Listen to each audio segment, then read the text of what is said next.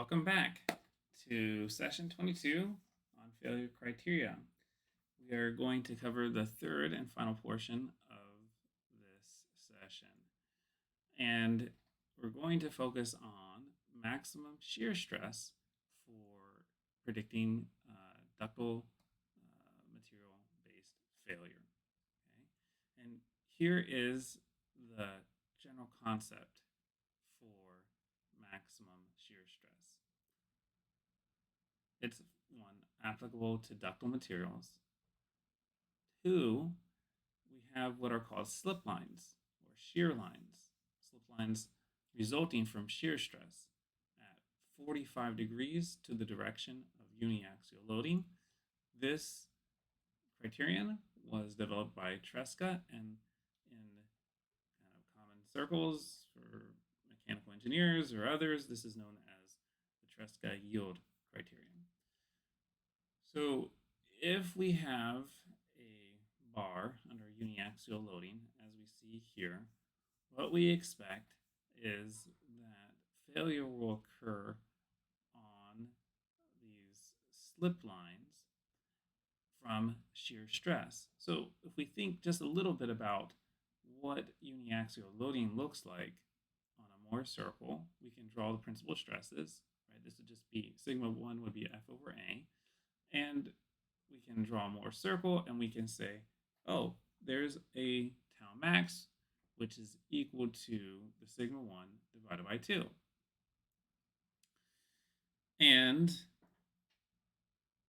we also know that we can rotate on Mohr circle by 90 degrees to go from a state of principal stress or condition of principal stress to one of maximum shear stress. 90 degrees comes out to 45 degrees on an actual element. And 45 degrees is where we expect to see some bands or some lines. Now, generally speaking, we're looking at the state of maximum in-plane shear stress or absolute maximum shear stress. So we're going to be looking at using Mohr circle to be able to find the maximum shear stress. So maybe you already were thinking, well, it's important for us to be able to calculate the maximum shear stress and the absolute maximum shear or the absolute maximum shear stress. And so now we're connecting it to the types of materials where this is an appropriate criterion for failure. So let's talk a little bit more in detail about the TResco or maximum shear stress criterion. We already discussed how for uniaxial loading, we can draw a Mohr circle, as we see here, and come up with a maximum shear stress. That absolute or that maximum shear stress in plane, okay, which is the same as the absolute for uniaxial loading, is going to be happening at sigma 1 over 2. And we know that we can rotate an element 45 degrees to demonstrate this maximum shear stress. And we're going to be dealing with elements that looks like something like this. This one extra line is important, or one extra relationship. Sigma y over 2 is equal to the tau max. This is for the case of uniaxial loading. We use uniaxial loading to be able to understand the intrinsic properties of a material that are relevant to more complex loading-based situations. The uniaxial test, yes, we report sigma y or sy,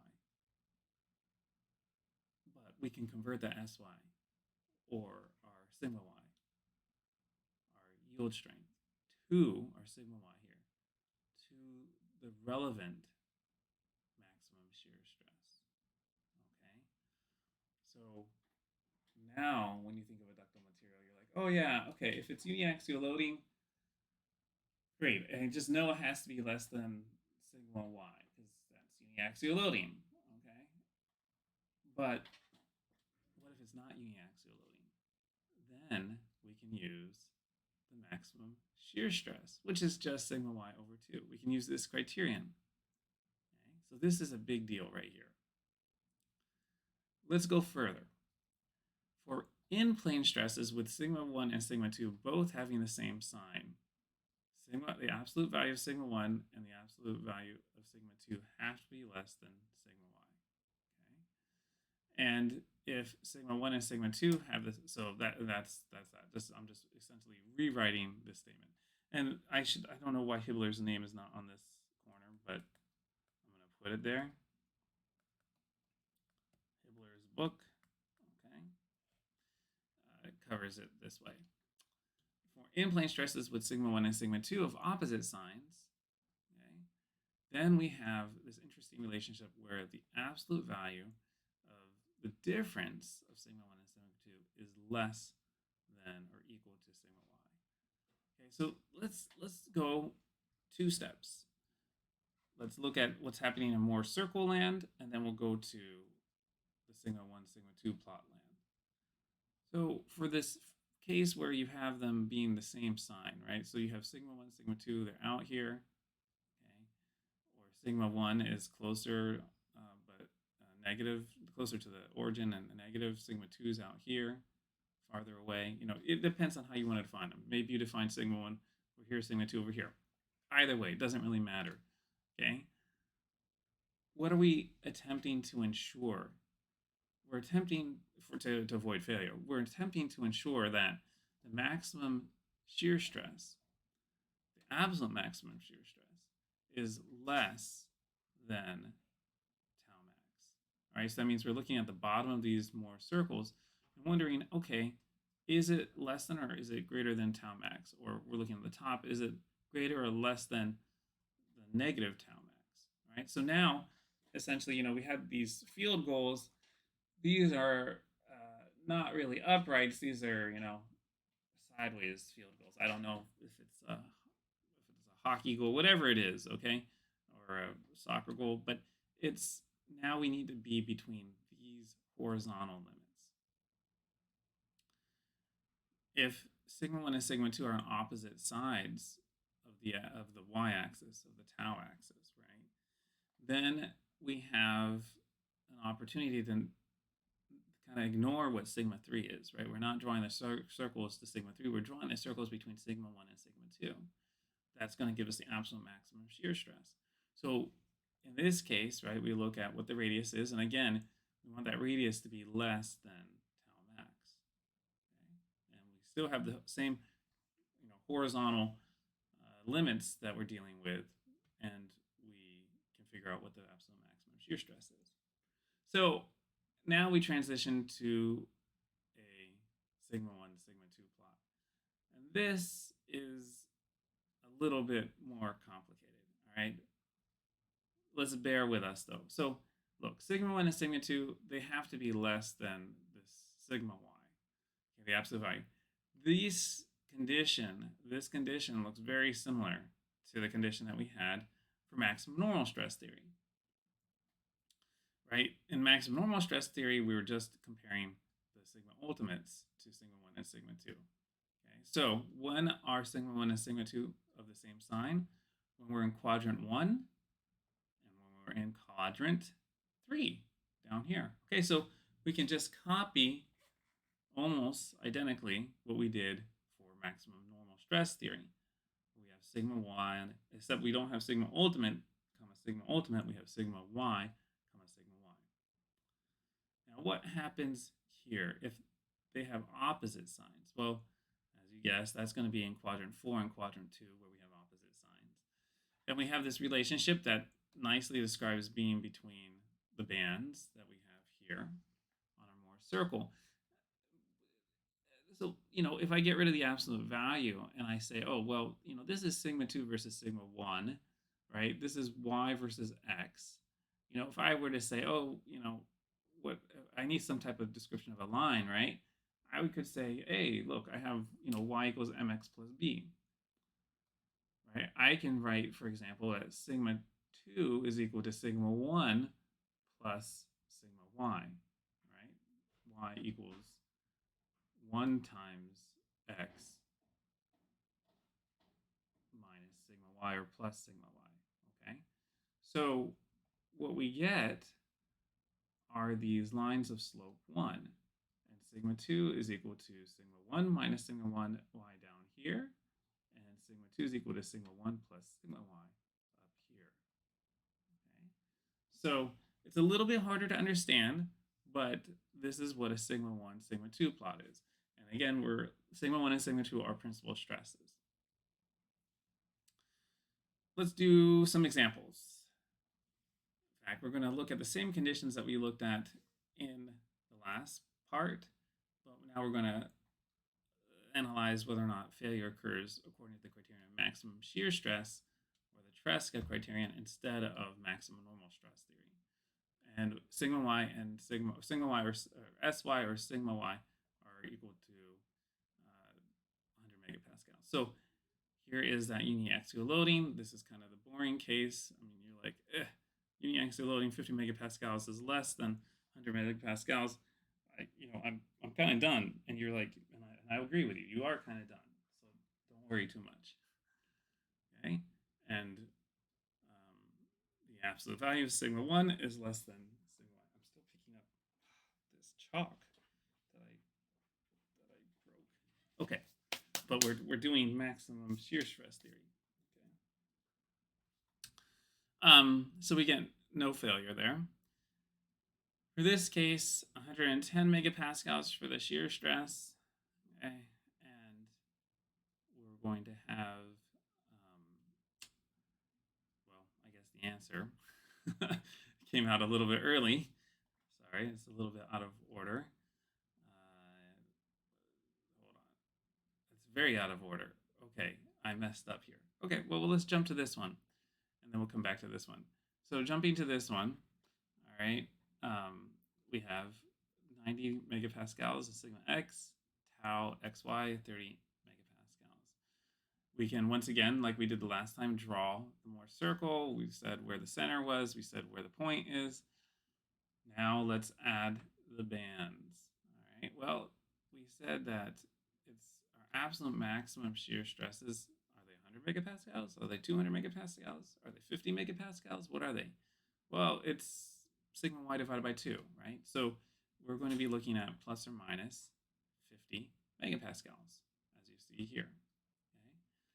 Okay? And we can draw the radius out. We can calculate it out if we like, or you could just look at it and you say, hey, guess what? We are outside the bands, okay? Because the absolute maximum shear stress, okay, is going to be essentially just the radius for this situation, because we have one negative over here and one positive, right? And sigma 3 would just be in the middle. So we're in the plane of maximum shear stress. And the maximum shear stress is just going to be the 95. And that is greater than 50. And I think I did not. Yeah. Yes, that's correct, though. This is 140 minus comma 50. That's where we are for the principal stresses. Okay. And once again, we're outside,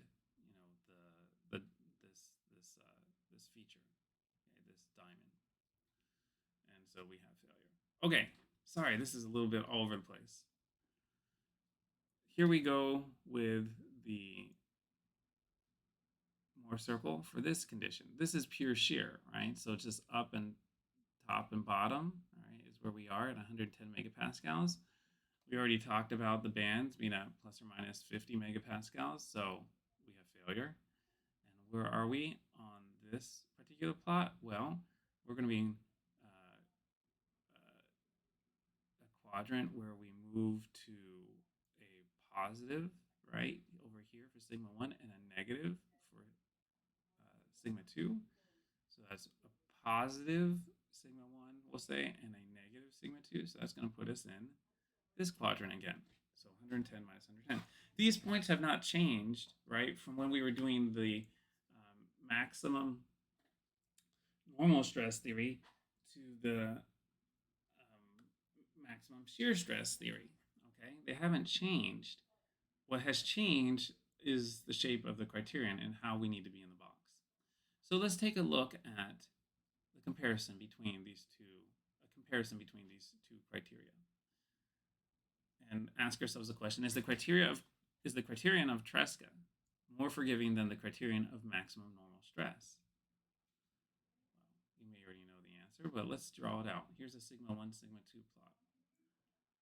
Here is sigma ultimate, or the maximum normal stress. Here is the point, sigma ultimate, and this corresponds, right? This box corresponds to the maximum normal stress criterion. What does the maximum shear stress criterion look like? It looks like this diamond, and it goes to sigma I, sigma y. Now, you may think, well, you just said that, it looks almost identical, okay, to what we have for maximum normal stress theory in the first and third quadrants, and that's true. Recall, though, that the maximum normal stress theory uses sigma ultimate, and the maximum shear stress theory uses sigma y, or the yield strength. Typically, or pretty much always, unless you're using a linear elastic perfectly plastic model that we've discussed previously, sigma ultimate is larger than sigma y. So yes, this maximum normal stress theory covers a larger swath of sigma 1, sigma 2 of our sigma 1, sigma 2 plot. But in addition,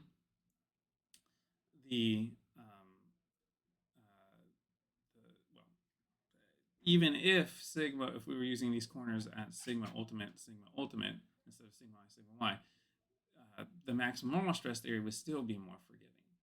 Okay, but forgiving or not forgiving, you don't want to use the maximum normal stress theory on a ductile material. You don't want to use the maximum shear stress criterion on a brittle material, right? We have to make sure that we're using the appropriate model or appropriate criterion for the appropriate material. And this is just writing, yes, it's maximum shear stress. Okay, so now question 2 is similar to another problem from session 16. And we're going to say that if we have sigma y equals 100 megapascals, do we expect failure from the criterion of maximum shear stress? This problem is fairly complicated, and I believe we pretty much solved it in class afterward. But it's important to note that this state of stress is not just normal, not just shear stress. It's a combo. So keep that in mind as you're solving it. Well, we're pretty much at the end of session 22. And just as a recap, we have discussed material testing and ductility. We've discussed maximum normal stress, criterion for brittle materials. We've also discussed the maximum shear stress criterion for ductile materials. I hope you find this information helpful. Please feel free to contact me with questions. Great. Have a good day.